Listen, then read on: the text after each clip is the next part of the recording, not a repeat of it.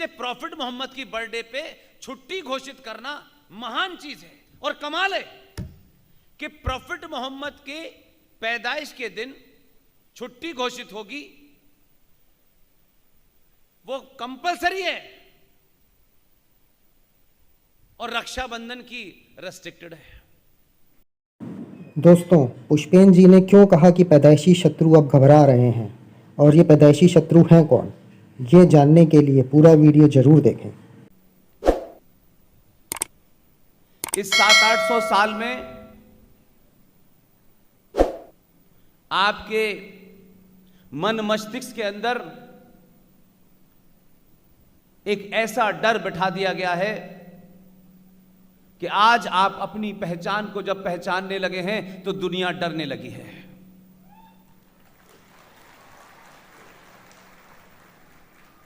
हम हैं कौन, हम क्या थे, हमारे पूर्वज कौन थे, हमारे नाना दादा परदादा कौन थे, ये हम भूल गए हैं। इसलिए जब आप इतिहास को भूलते हैं तो आप ये यकीन मानिए कि इतिहास भी आपको भूल जाता है। क्या आज हम जिन लोगों के बारे में चर्चा कर रहे हैं, 47 में किसी ने क्या किया, 49 में क्या किया, 50 में क्या किया, हम कर रहे हैं, उनके कामों की समीक्षा आज हो रही है। और आज हम इन 70 सालों में यहां पहुंच गए हैं, हमारी स्थिति यह हो गई है कि जब हम पूरे विश्व में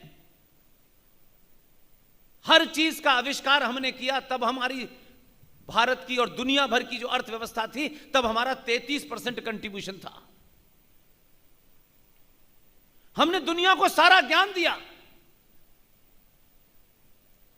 लेकिन आज हम ये नहीं जानना चाहते हैं कौन सी बीमारी ने हमें अपने ही देश में शांति से जिंदा रहने वाले लोगों ने हजारों साल के इतिहास में कहीं कोई हमें यह घटना नहीं मिलती कि किसी सनातनी हिंदू ने किसी की गर्दन के ऊपर तलवार रख के कहा कि तुम मत बदलो और हमारा मत मान लो। हमने आज तक नहीं किया। हम ऊंटों पे और घोड़ों पे सवार होकर के किसी देश को लूटने आज तक नहीं गए, कोई इतिहास नहीं है हमारा। और यह हमारी किताब का फलसफा नहीं है, क्योंकि हमारी कोई किताब नहीं है। जिनकी किताब का फलसफा यह है कि युद्ध में सब कुछ लूटो, सोना चांदी जागीर लूटो और औरतों को भी लूटो, तो सोने चांदी का हिस्सा बांट होगा। और उनकी किताब कहती है कि अगर औरतों को भी बंदी बनाया है तो उनका भी हिस्सा बांट होगा। और यह माले गनीमत के नाम से उस किताब में लिखा है, जिसके बारे में कहते हैं कि वो आसमान से आई है, किस कॉरियर से भेजी थी वो पता नहीं चल रहा। सत्ता बदल गई है, यह महत्वपूर्ण आज भी नहीं मानता मैं, बिल्कुल नहीं मानता मैं। आप बदले तो सत्ता बदली।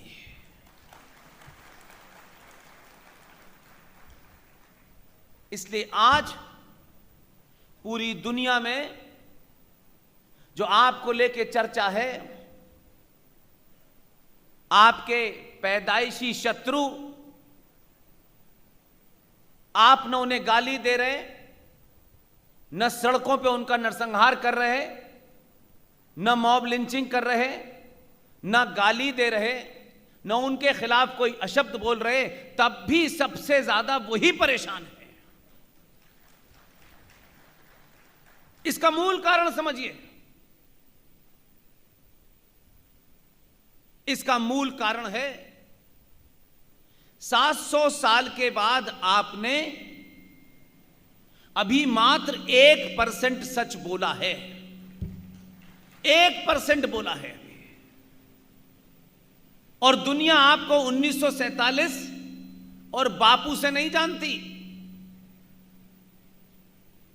दुनिया आपको आचार्य चाणक्य से जानती है, चंद्रगुप्त से जानती है। जो भी कुछ हम करते हैं सुबह से लेकर शाम तक, हम कोई पूजा वूजा नहीं करते। इस भाव को समझिए। आपकी मां ने, दादी ने, नानी ने आपसे यह कहा होगा कि भाई सुबह सुबह उठ के सूरज को जल चढ़ा देना चाहिए, सूर्य देवता की पूजा करनी चाहिए। यह सुना होगा आप सबने, और हमने भी जाके सुबह सुबह लोटा चढ़ा दिया। अब उसका पूरा भाव क्या है? वो नानी दादी बरसा बरस, क्योंकि हमारी संस्कृति के अंदर लिखित की संस्कृति नहीं थी, ओरल ट्रेडिशन था हमारे यहां। क्योंकि ओरल के अंदर एक्यूरेट होता है, लिखने में चीजें गांधी जी की तरह से उसमें गड़बड़ कर दी जाती है। अच्छा खासा एक भजन लिखा बेचारे एक ब्राह्मण ने, हम सब गाते हैं उसको। उन्होंने अपने निजी स्वार्थों और तथाकथित कुछ लोगों का दिल जीतने के लिए आपने उस भजन के अंदर भी बदलाव कर दिया। उन्होंने उस भजन के अंदर एक लाइन टेम्पर की और कहा, ईश्वर अल्लाह तेरो नाम। ओरिजिनल भजन में अल्लाह है ही नहीं, और अल्लाह और ईश्वर एक नहीं है, दोनों दो अलग अलग बातें हैं भाई।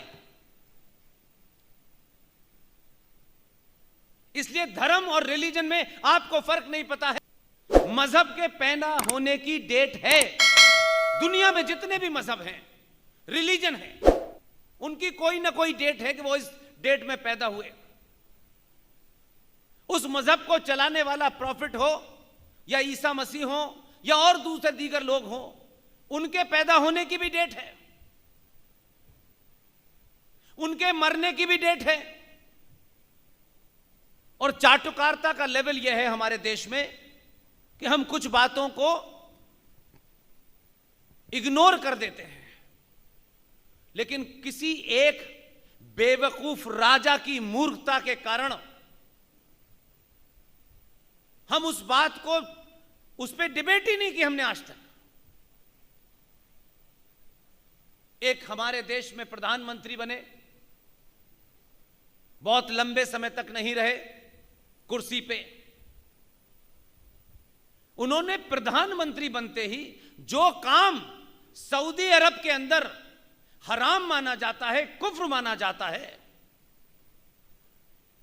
वो काम भारत के एक नेता को अपने स्वार्थों के लिए उसने इस राष्ट्र के ऊपर एक घटिया काम करा। ये मक्का में नहीं हो सकता, ये सऊदी अरब में नहीं हो सकता, ये ईरान इराक में नहीं हो सकता, लेकिन हम तो उनसे बड़े हैं। वो तो छोटे वाले हैं, ये तो उनके भी बाप हैं।